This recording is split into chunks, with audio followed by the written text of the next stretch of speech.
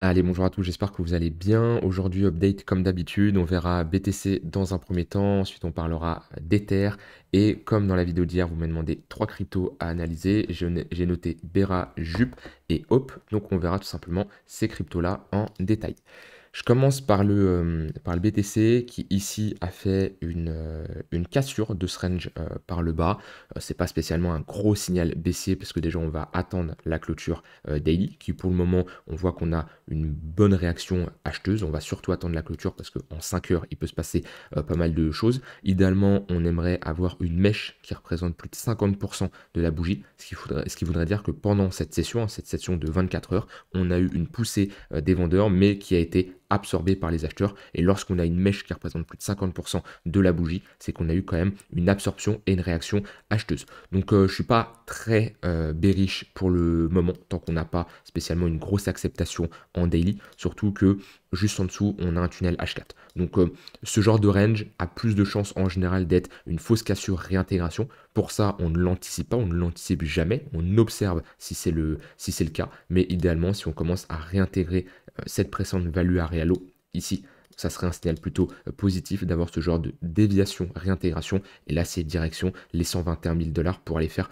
un nouveau sommet. Donc, on voit quand même qu'on a un break en H4. Hein. Maintenant, c'est plutôt ici une unité de temps daily que je vais surveiller, même si on ne peut pas le cacher en H4. On a un break et surtout, on a un rejet au moment où on est revenu chercher cette zone de résistance. Maintenant, comme je dis, vu qu'on a un break, mais qu'on reste dans une dynamique haussière long terme, et tant qu'on n'a pas une clôture daily vraiment basse, on n'est pas sur un break concret de ce range-là, et on n'est pas sur un M-top non plus, tant qu'on ne s'installe pas sous les 116 000 dollars. Pullback sur le tunnel H4, je suis plutôt dans une phase où je patiente et je suis prudent. Je ne vais pas me précipiter non plus, parce que si on commence à avoir de l'acceptation et une clôture daily qui break ce niveau-là, on pourrait être sur une correction un peu plus importante, mais je suis pas non plus en mode c'est reparti to the moon tant qu'on évolue en dessous de ce niveau de résistance. Par contre, si on a de l'installation au-dessus, eh ben, ça serait, comme je l'ai dit, une déviation réintégration. En général, c'est un signal assez bullish et ça peut arriver, hein, c'est assez fréquent, même dans des bull markets comme ça, d'avoir des pièges. Ça me fait penser en 2023 maintenant, ou début 2024, j'ai plus la date exacte. Ouais, c'était ici. Qu'est-ce qu'on voit? Une phase de latéralisation avec un piège à la hausse, réintégration, en général c'est pour aller chercher l'extrémité opposée, pour ensuite break et retourner, refaire une déviation pour avoir une continuation. Donc ça arrive, c'est très fréquent dans des tendances comme ça, haussières à long terme, d'avoir des fausses cassures. Moi ce qui compte c'est toujours les unités de temps supérieures. Même si sur du court terme je peux prendre des trades, il n'y a pas de souci, les unités de temps supérieures priment. Le daily est beaucoup plus important que le 4 heures, le 4 heures est plus important que le 1 heure, etc. Donc voilà, tunnel 4 heures, juste en dessous le point pivot weekly au niveau des 114 230, qui est également un bon niveau, hein, comme vous l'avez pu l'apercevoir sur Ether, on est revenu chercher le point pivot weekly et on a une très bonne réaction acheteuse. Bah, sur BTC, on pourrait tout simplement faire la même. En plus, ici, on est le week-end, donc week-end faible volatilité en général, et surtout, attention, la semaine prochaine, pas mal d'annonces économiques, on aura le temps d'en reparler ce week-end, mais voilà, surtout avec la décision de Jérôme Powell, surtout le discours, hein, parce qu'on s'attend à pas de baisse des taux pour mercredi. Par contre, on aura ici un discours de Jérôme Powell. Donc voilà le plan. Le plan, c'est toujours de surveiller les altcoins. Bien sûr, je regarde BTC, mais pour moi, c'est les altcoins qui m'intéressent le plus parce qu'on reste ici dans une baisse de la Bitcoin dominance avec une surperformance des altcoins. Donc je me concentre beaucoup plus sur elle parce que BTC n'a pas la plus forte volatilité. Ça a été très intéressant de le trader quand on a break l'ATH et qu'on est parti dans une dynamique haussière. Par contre, depuis quelques temps, je préfère me concentrer notamment sur Ether, qui est selon moi la crypto la plus forte.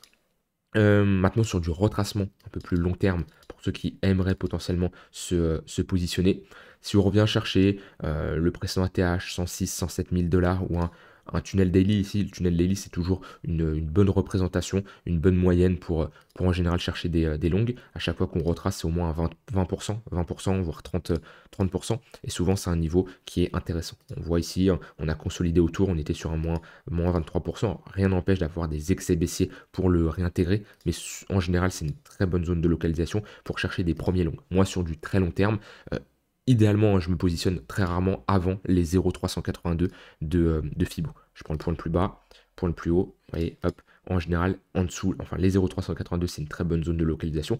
On voit ici qu'on a méché et on est reparti sur du long terme. Il faut avoir cette capacité à patienter. Alors je sais que c'est pas facile et automatiquement on est sur du weekly, donc c'est pas des retracements qu'on va avoir en permanence comme sur du 1 minute, 3 minutes. Il faut patienter et surtout lors de ce cycle, bah, les retracements sont très légers. Vous voyez, on n'a pas un retracement important comme on a connu lors du dernier cycle. On était passé quand même de 65 000 ici à 28 000. On avait fait un moins 55%.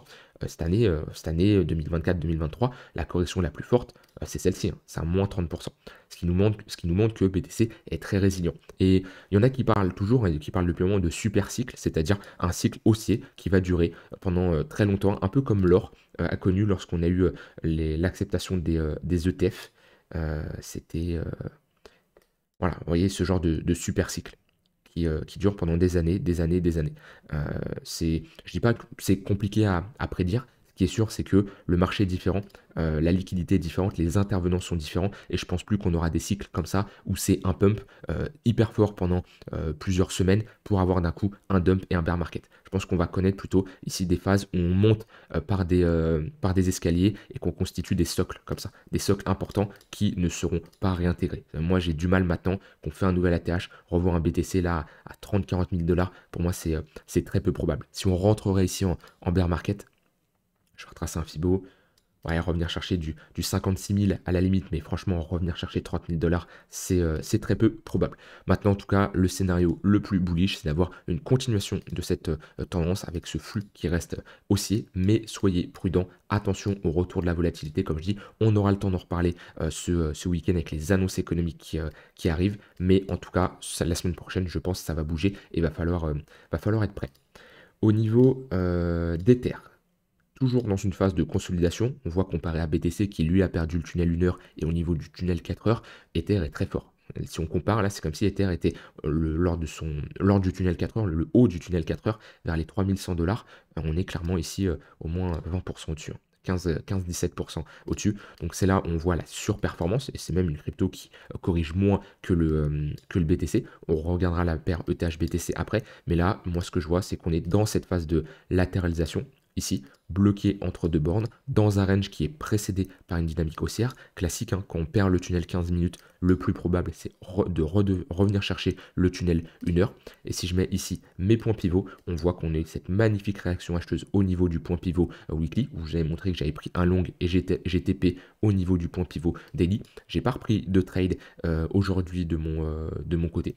Et voilà, pour moi, j'attends d'avoir un setup à nouveau qui s'enclenche, ce qui n'est pas le cas sur Ether. Maintenant, phase de latéralisation, compression au niveau du tunnel 1 heure. On voit qu'on a un 15 minutes qui est plat, c'est normal. On est dans une phase de latéralisation, donc c'est tout à fait normal d'avoir des moyennes mobiles court terme qui sont plates. Et si on devrait break par le haut, une target réaliste, ça serait les 4000 $, 4075 ici. On a une bonne zone avec ce point pivot weekly. Maintenant, pour moi, ce niveau des 4000 $ se fait attendre. Mais quand on regarde comme ça la charte, on a pas mal de liquidités à venir chercher. C'est un niveau clé. Hein. C'est bon. J'ai pris quand même des TP. Hein. Je vous avais dit 3700 $. Moi, j'ai TP sur Ether une petite partie.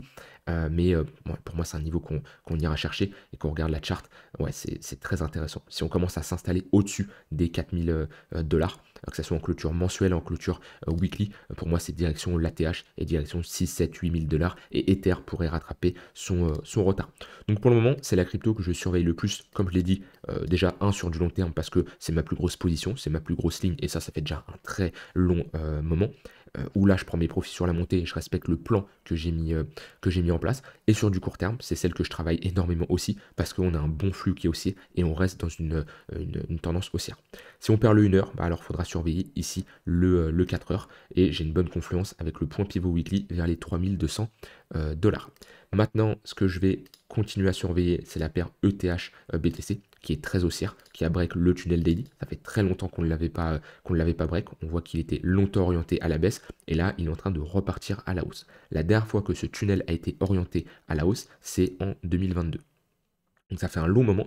Et là, on a un peu le setup qu'on avait vu ensemble, hein, qu'on attendait au moment où on a eu ici cette impulsion haussière. Hein. J'étais le premier à vous dire attention à pas trop s'exciter. On est au niveau du tunnel daily, on est juste sur un rebond en V-bottom. Et je vous avais dit un signal très intéressant pour avoir un Ether qui s'apprête à surperformer le BTC. C'est une pattern de retournement en weekly. comme on a eu ici. Et là, on a le cas concret. On revient chercher cette précédente zone d'accumulation. On a ici validé un bottom. On a cette pattern en W. Une pattern en W, c'est tout simplement une zone de combat entre des acheteurs et des vendeurs. Et le fait de break par le haut, ça nous montre que dans cette zone-là, la demande a été supérieure à l'offre. Quand on revient chercher une zone où précédemment la demande a été supérieure à l'offre, on a des probabilités à nouveau que cette demande soit toujours supérieure à l'offre. Et on le voit ici avec cette pattern de retournement qui a été validée. Maintenant, techniquement, si on rentre dans un flux haussier sur ETH BTC, ce qui veut dire que Ether surperforme le BTC, attention, c'est pas pour ça que Ether va surperformer le dollar, parce qu'on peut prendre ici un moins 10% sur le BTC, Ether prend un moins 3, on aura une hausse ici de la paire ETH BTC. Par contre, c'est très intéressant de voir qui surperforme qui pour également avoir un suivi au niveau des altcoins. Idéalement, si cette pattern de retournement est validée, on doit poursuivre ici cette dynamique avec des creux et des sommets de plus en plus. D'accord? On ne doit pas commencer à break les précédents creux, c'est-à-dire que si on commence à se réinstaller en dessous de ce niveau-là, ça serait pas terrible. On voit bien dans un flux baissier, les sommets sont préservés. Si je trace ici une sorte de trendline, on voit qu'on fait des sommets de plus en plus bas. Donc, et on peut retracer, revenir 0,382, 0,618, puis si Ether break les 4000 $ et fait un nouvel ATH, pour moi on pourrait avoir une forte accélération de cette charte.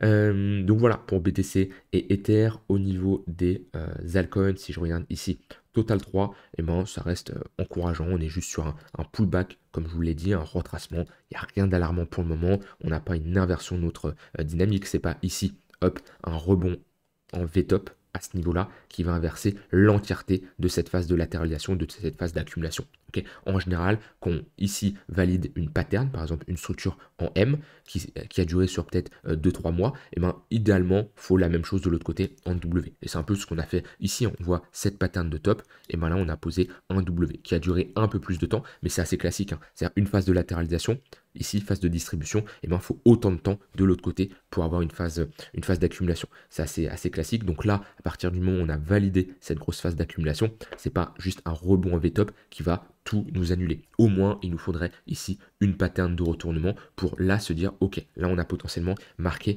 un top de marché.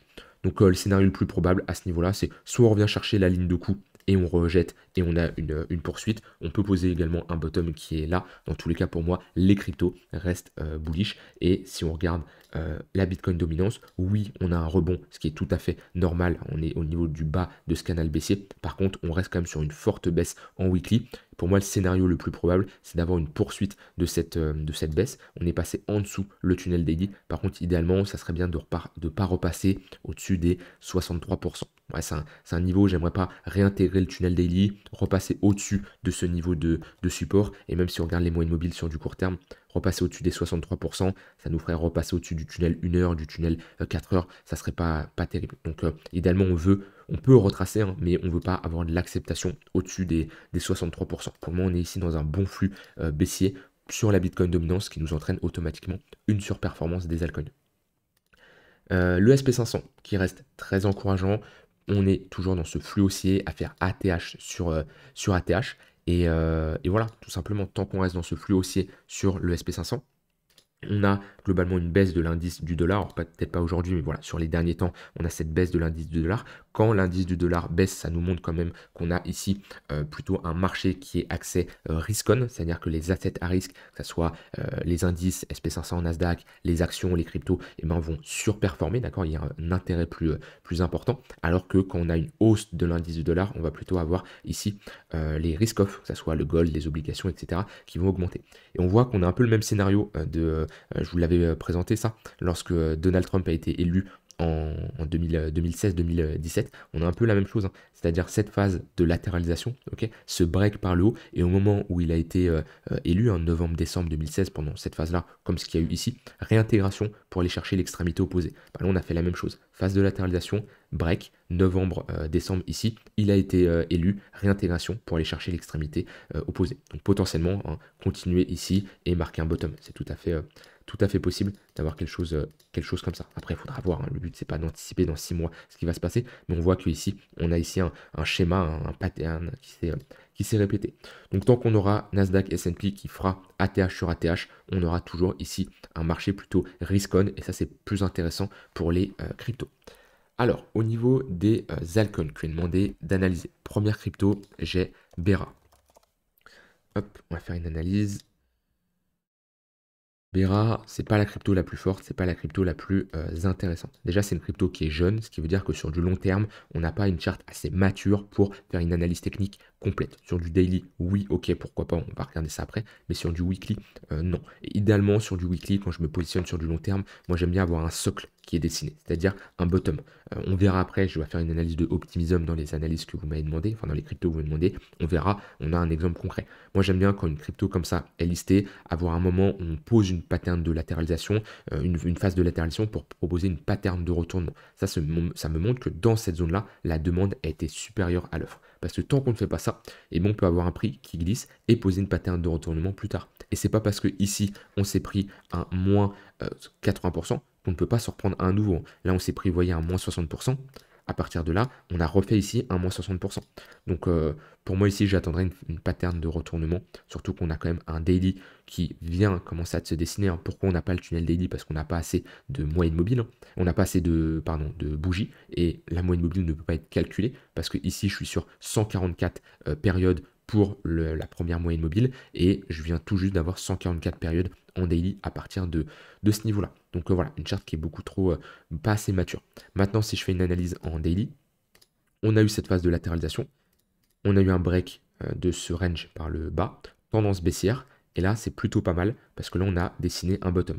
On voit bien la différence hein, entre une phase une phase de baisse, tendance baissière, des moyennes mobiles orientées à la baisse, et ici une pattern de retournement avec un cas d'école, c'est-à-dire le break ici, le pullback sur la ligne de coup et la poursuite de notre dynamique haussière. Et là, pour le moment, on a des moyennes mobiles orientées à la hausse. Donc, on est sur un bottom plutôt moyen terme, mais pour l'investissement long terme, c'est trop juste. Par contre, tant qu'on se maintient au-dessus de cette ligne de coup et qu'on maintient les moyennes mobiles, le plus probable ici, c'est de continuer à faire des creux et des sommets de plus en plus haut jusqu'à proposer ici une structure de top. Alors, est-ce qu'elle va être ici? Peut-être qu'on va la faire là, je ne sais pas. Ça, on ne peut pas l'anticiper. Il faudra la regarder en temps réel. Ensuite, on m'a demandé une analyse de jupe. Jupe, on n'a toujours pas réintégré. Hop, je peux d'ailleurs changer hein, cette couleur, ce niveau de résistance, parce qu'on était bloqué pendant un long moment dans cette phase de latéralisation.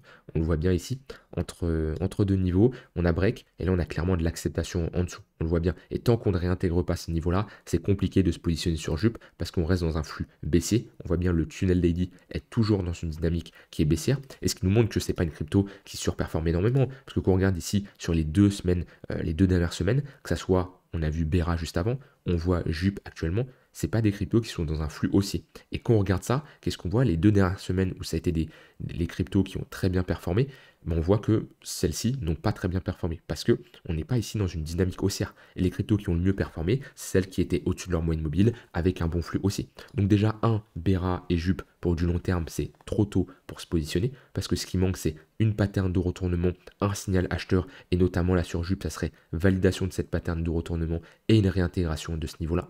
Et également, sur du court terme, c'est pas intéressant parce qu'on n'a pas un gros flux haussier. C'est pas le cas. Comparé à des altcoins comme Ether et sur d'autres cryptos où on est toujours au-dessus du tunnel 1 heure ou dans le tunnel 1 heure, on voit que Jup corrige plutôt pas mal. Donc moi je patienterai. Pareil là c'est des cryptos que vous montrez qui peuvent être intéressantes dans une semaine ou deux si on a un réveil acheteur, mais pour le moment c'est pas les cryptos qui m'intéressent le plus. Et ici, dernière crypto, vous m'avez demandé Optimism. Optimism, c'est à peu près pareil. Je vais aller sur Binance.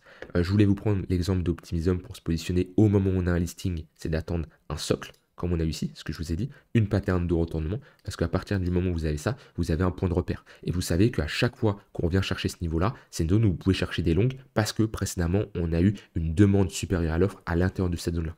On voit bien, on break, on fait un 150%, on revient chercher cette zone-là, on valide une pattern de retournement, on fait ici un 300%, etc., etc. Maintenant, là, le flux a complètement changé. On a perdu ces niveaux, on a des moyennes mobiles à nouveau orientées à la baisse. Et pareil, le fait d'avoir ici des moyennes mobiles orientées à la baisse, d'avoir un flux baissier, on voit que c'est pas la crypto qui a le plus performé. Peut-être un peu plus que Jup, plus 45%, mais faire un plus 45% quand on a des altcoins qui ont fait plus 70, plus 80 et j'en passe, c'est limiter sa performance. Alors que vaut mieux se concentrer sur des cryptos fortes qui sont au-dessus de l'entièreté de leur moyenne mobile. Ouais, sur Hope, on a des moyennes mobiles orientées à la hausse sur du court terme, oui, c'est un fait, mais on a un tunnel daily qui fait office de résistance. Donc on est dans une sorte de compression où le court terme, ici, ok, c'est haussier, par contre, le long terme, c'est baissier. Et moi, quand je trade un flux, je préfère avoir et le court terme et le long terme aussi. Donc pour que ça redevienne intéressant sur Optimism, ici, il faut break le tunnel daily. Donc soit on a ici un rejet pour former une plus grosse structure, et avoir quelque chose comme ça, valider cette pattern de retournement, soit on y va maintenant, et on rejette. Mais tant que j'ai pas ça, c'est compliqué de me positionner. Et même si j'ai ça, c'est compliqué et je suis pas fan de la charte pour la simple et bonne raison que on est sur un niveau de résistance juste au-dessus, juste après. Donc c'est là où c'est compliqué. Il y a le tunnel daily ici, on est toujours dans une tendance baissière avec un price action qui est bearish. Ouais, compliqué de se positionner selon moi tant qu'on n'a pas, tant qu'on ne regagne pas là les 1,3. Donc c'est vraiment pas la charte la plus sexy. Et honnêtement, sur les layers 2, il y a eu une hype. Je m'étais positionné même de mon côté sur Optimism dans cette phase ici. Mais là, la hype, elle est pas en tout cas sur les layers 2 à l'heure actuelle. Voilà, j'ai analysé les cryptos que vous m'avez demandé. N'hésitez pas à m'en remettre d'autres en commentaire. Et je vous souhaite une très bonne journée et une très bonne soirée surtout. Et je vous dis à demain pour une prochaine vidéo. Bye bye.